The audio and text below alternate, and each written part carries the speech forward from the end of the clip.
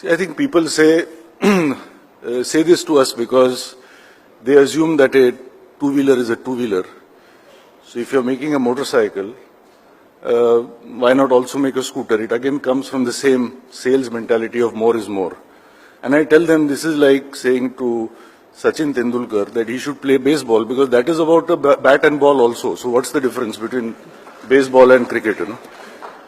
It doesn't work like that because when you are wanting to be a global company, I mean, look at someone like Gillette, for example, something that all of us are familiar with because it's the best that a man can get.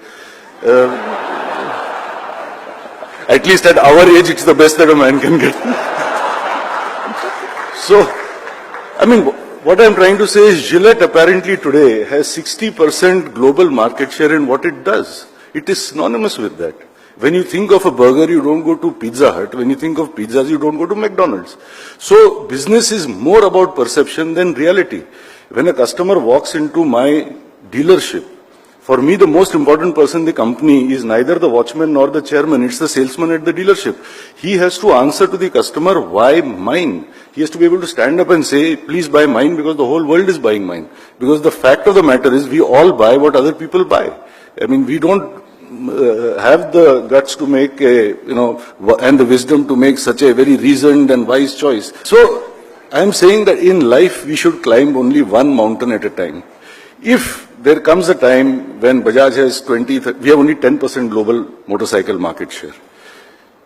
Should I try to move in the motorcycle segment, which is 35 million vehicles worldwide, from 10% to 15, 20, 25, 30, where I have tailwinds, or should I try and address the scooter segment, where we are zero, and try and build it up from there and build a presence? I mean, for me, it's a no-brainer.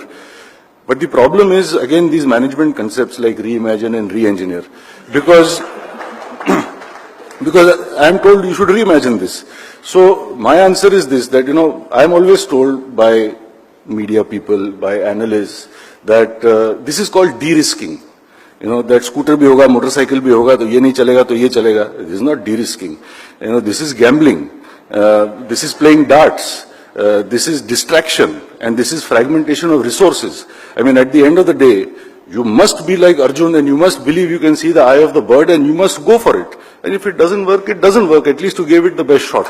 That's what I want to say one thing very seriously to all of you, that if your innovation in this country depends on government approval or the judiciary process, it will not be a case of made in India, it will be a case of mad in India. Yoga teaches us, especially if you follow the 8 petals of yoga, to strengthen our immune system from within. It's like saying if you have an accident and God forbid you break your leg, your first port of call is not going to be to use a walking stick. You're going to do physiotherapy and strengthen yourself.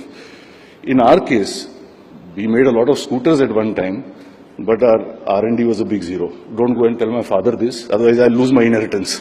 But this is my opinion anyway. And the answer to not having an R&D doesn't mean you go and sell something cheap. The answer to not having an R&D is not to go and engage a consultant. The answer to not having an R&D is to develop your own capability. And I started long time back in '96 with 4 young engineers to do that. Why is it in the aviation sector, a sector which is known to be very difficult, Indigo does so well, for example, and Kingfisher does so badly? I jokingly tell people it is because in Kingfisher there is no business model, there are only models.